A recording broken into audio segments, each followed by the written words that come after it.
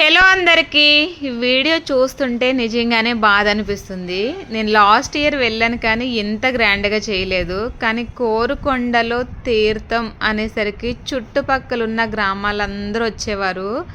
ఈ రథం కదిలేటప్పుడైతే ఫుల్ జనాలు ఉండేవారు. కరెక్ట్గా మేము 2:32 కలా వెళ్ళి మేము ఆ రథం కదలడం అనేది చూసి కొన్ని బనానాస్ అవి వేసి వచ్చేవాళ్ళం. అలాంటిది ఈ ఇయర్ అయితే చాలా గ్రాండ్గా జరిగిందట. ఈ టెంపుల్ మన లక్ష్మీ నరసింహస్వామి కోసమైతే కళ్యాణం కోసమైతే ఒక ఆమె ముసలామె మా వీధిలో పువ్వులు తీసుకొస్తూ చెప్తూ ఉండేది, ఇలాగా ఒక కన్నమ్మాయినిచ్చి పెళ్లి చేస్తారు, ఆ తర్వాత ఒక రోజంతా గుడిలో ఉంచుతారు, తర్వాత ఇయర్ అంతా ఈ దేవుడికి ఏమైతే వస్తాయో అవన్నీ అమ్మాయికే అన్నట్టు చెప్పేవారు. నాకు పెద్దగా గుర్తులేదు, కానీ కోరుకొండ తీర్థం అనేసరికి అసలు భలే సంబరం కింద అనిపించేది. ఇయర్ అయితే ఫుడ్ కూడా ప్రతి సంవత్సరం నైట్ టైం కూడా భోజనాలు పెడతారు.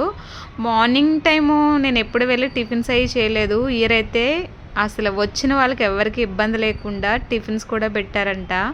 ఇంకా 2 days ఉంది కదా, ఎవరైనా మిస్ అవుతే వెళ్ళి చూడండి.